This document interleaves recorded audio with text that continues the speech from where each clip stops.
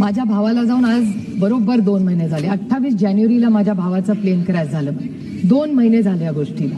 एखाद्या कुटुंबातला कर्ता पुरुष जेव्हा जातो ना, त्याचं दुःख त्या कुटुंबालाच माहिती असतं. आम्ही पण हे भोगलेलं. मग विमानात जाऊ दे का गाडीत जाऊ दे किंवा रेल्वेमध्ये जाऊ दे, सुरक्षितता ही अतिशय महत्वाची झाली. आणि सुरक्षितता कशासाठी? तर माझ्या भावाचं प्लेन पडलं. 2 महिने झाले. माझ्या कुटुंबाला कुठे न्याय मिळाला? आमच्यासारख्या कुटुंबा, माझा भाऊ डेप्युटी चीफ मिनिस्टर होता महाराष्ट्राला, त्याला जर न्याय मिळत नसेल तर सर्वसामान्य माणसाला न्याय कसा मिळणार? माझ्या भावाचा, मोठ्या भावाचा मुलगा रोहित म्हणजे पक्षांमध्ये केला. आणि मी जाहीरपणे, अरविंदजी इथे बसलेत, अरविंदजींचे, काँग्रेस पक्षाचे, डीएमके, सपा, सगळ्या पक्षांनी, मला याच्यात राजकारण आणायचं नाही, पण एक FIR करायला रोहित पवारला जंग करावी लागली. आमच्या राज्यांनी तर महाराष्ट्रात घेतलाच नाही, पण अनेक राज्यांमध्ये जाऊन त्यांनी विनवण्या केला की FIR करा आणि आमच्या काकाला म्हणजे अजित पवारांना न्याय मिळू द्या. एक FIR करायला एवढी अडचण. आणि जर या देशाच्या डेप्युटी चीफ मिनिस्टरची जेव्हा एवढा मोठा ऍक्सिडेंट होतो त्याचा FIR होत नाही तर सामान्य माणसांनी जायचं कुठे?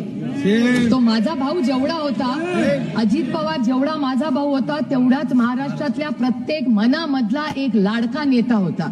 तर आज एवढ्या मोठ्या नेत्याचा एवढा मोठा ऍक्सिडेंट झाल्यावर इन्क्वायरी व्हायला नको? माझी विनम्र हात जोडून महाराष्ट्र आणि भारत सरकारच्या एवढीच विनंती आहे की पारदर्शक इन्क्वायरी व्हावी सगळ्याच ऍक्सिडेंटची.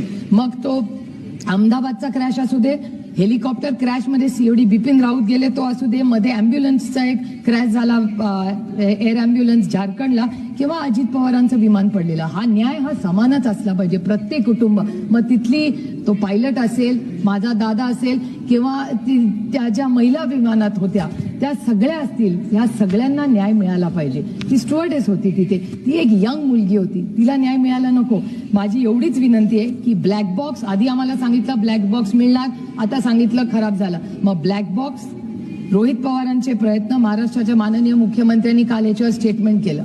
पण माझी एवढीच विनंती आहे महाराष्ट्राच्या माननीय मुख्यमंत्र्यांना की टाइम बाउंड मॅनरमध्ये ही इन्क्वायरी झाली पाहिजे. अनेक प्रश्न आहेत, त्याची उत्तरं सरकारने दिली पाहिजेत. आणि अजित पवारांना जी ती केस झाली त्यांच्या विमानाला आणि त्याच्याबरोबर पायलट असेल किंवा जे कोणी त्या विमानात होते त्या प्रत्येक व्यक्तीला न्याय मिळावा अशी विनम्र भारत सरकारकडे माझी विनंती.